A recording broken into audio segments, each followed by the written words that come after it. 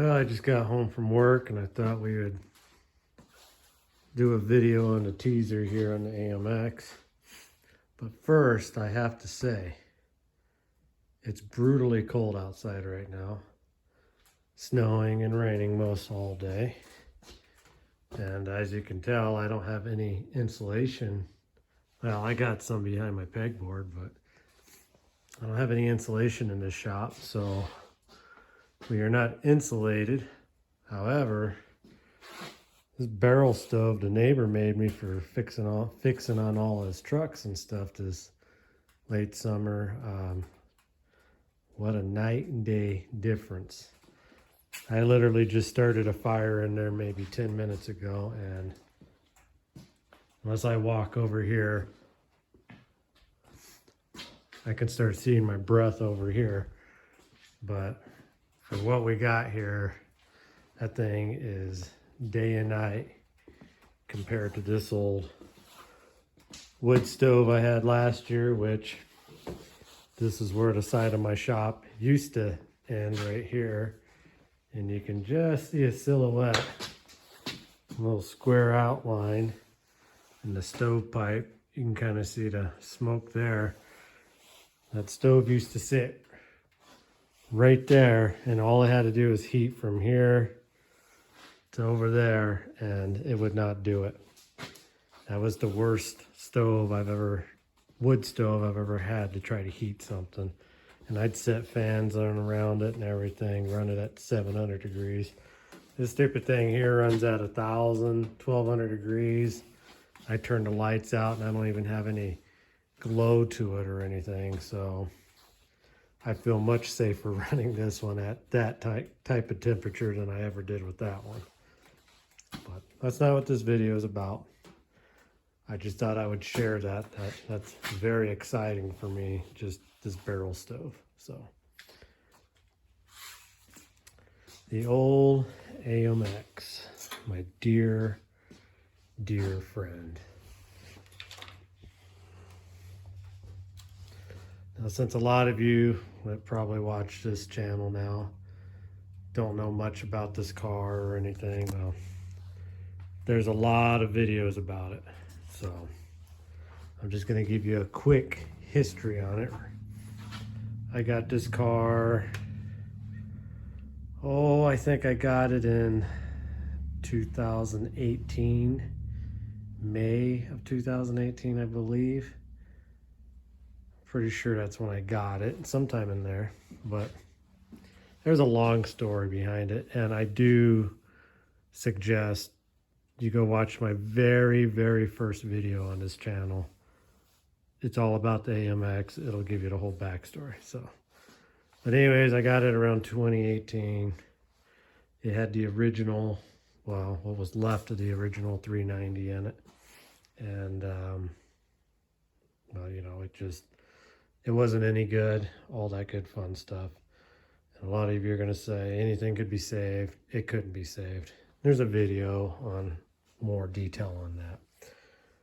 So this AMX has had its share of LS powered motors. It's had the most famous of its engines was the supercharged LS in it that we ran in Bonneville for a few years and drag race and did all kinds of crazy stuff with this car.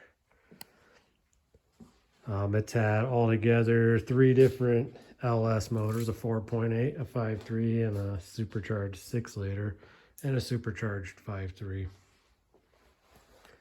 And really what happened to it was I got greedy, as sometimes we do. I wanted more and more power. You know, we got right around 700 horsepower with 20 pounds of boost is what we were running out of the Edelbrock supercharger. And unfortunately for me, that wasn't enough. So I got greedy, started trying to do some other crazy stuff, nitrous and stuff, and well, it just got out of hand. One thing led to another. Somebody was supposed to paint it. They didn't. So it got taken apart, never got painted, never got finished. And we moved on to the junkyard Javelin, which is sadly becoming a winter storage shelf, and yeah, we just haven't touched AMX since. It's been in primer for 2 years. I hastily painted it just this last winter at negative 20 degrees. When I had that wood stove over there, I kind of tarped everything up to try to keep heat in it, but it didn't work out good. My paint job did not come out good. Well, A, I did it in the middle of the night, and B, I did it really fast with poor lighting.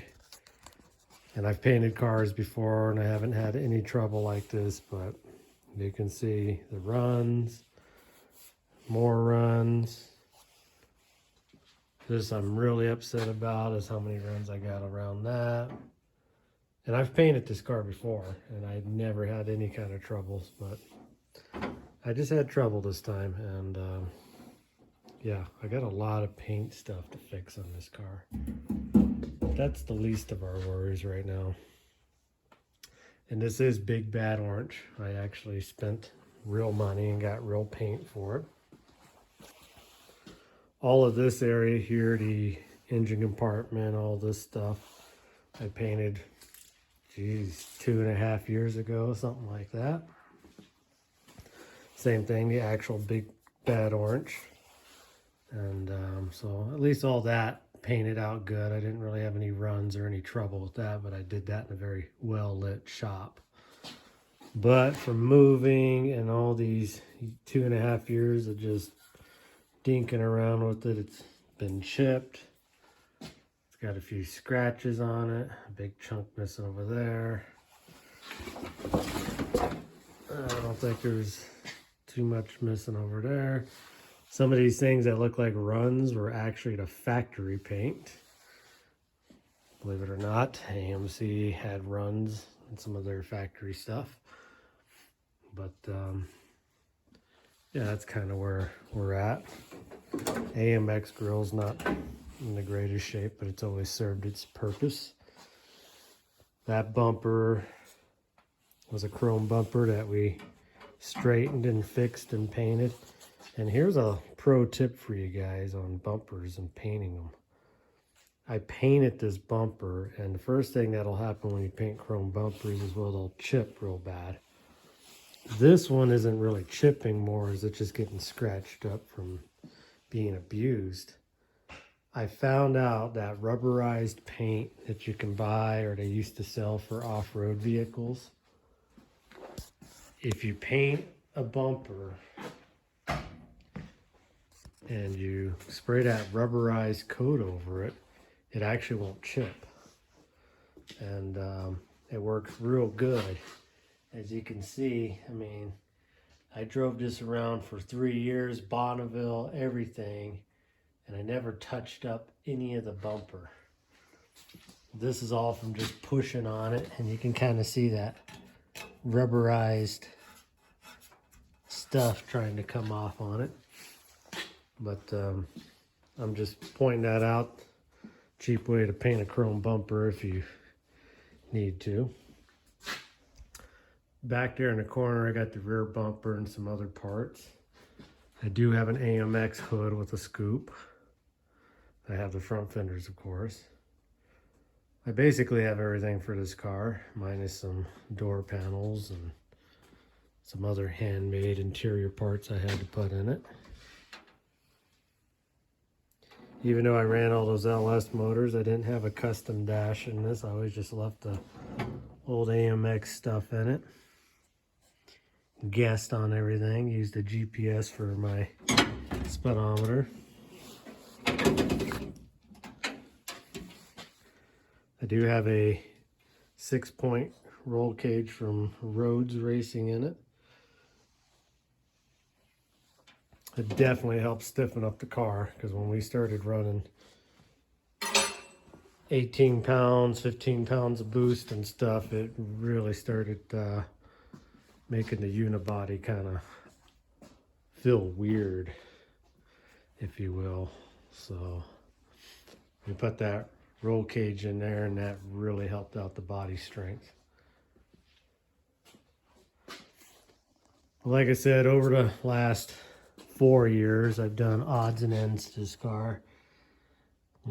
Well, this side I didn't really work on too well because I ran out of time and had to move. But this side here, I put all new bushings, trunnion bushings, all that stuff in it. And we got this side all done. This side I didn't get done because I had to move. So I think I put new bushings. If I'm correct, I did paint and do the bushings on the upper control arms and whatnot, but I didn't do anything to the lower stuff, I don't think, on this side, which I have the parts for it. And then we ran the Scarebird disc brake conversion on this car for years. I did put the Bendix factory calipers and disc brakes back on this. However, when we were running the supercharged 700 horsepower, the 4-piston Bendix single disc rotor didn't stop the car very well. So the Scarebird definitely helped out a lot better on stopping this. And there's a little bit more options for brake pads and racing brake pads and whatnot for the Chevy truck brake pads that you use on that conversion. The rear end that was originally in this car is in the junkyard Javelin because that one blew up. I do have a couple options. I have another 315 gear ratio rear end I can put in it. Right now I think it's got a 291 again in it. It's a really more of a highway gear in there, but that's what's jammed in there right now.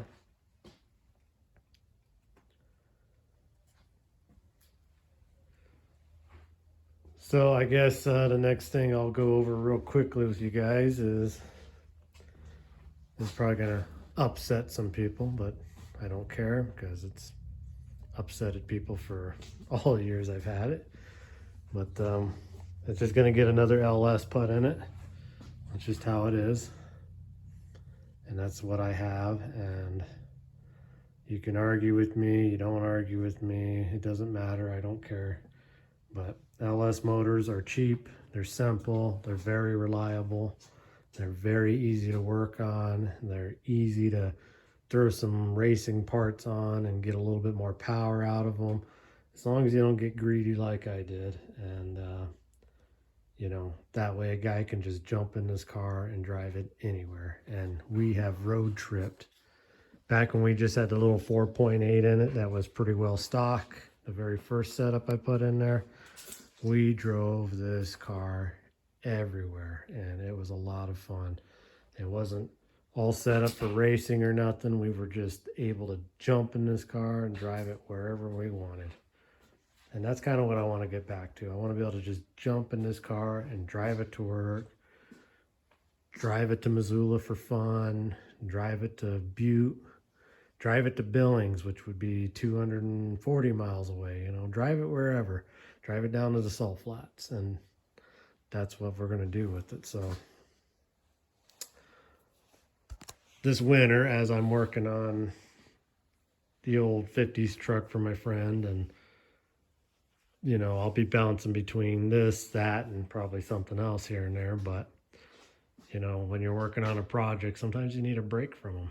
And so it's my opinion, it's all right to have kind of a side project, to take a break from your big project and just take some time away from it and work on something else. And I think between this and that 53, because they're both ton of work that's got to get done, you know, I think it's going to be all right. So hopefully by this spring we can have him up and running again. So, and again, I'm not going to do anything fancy with it.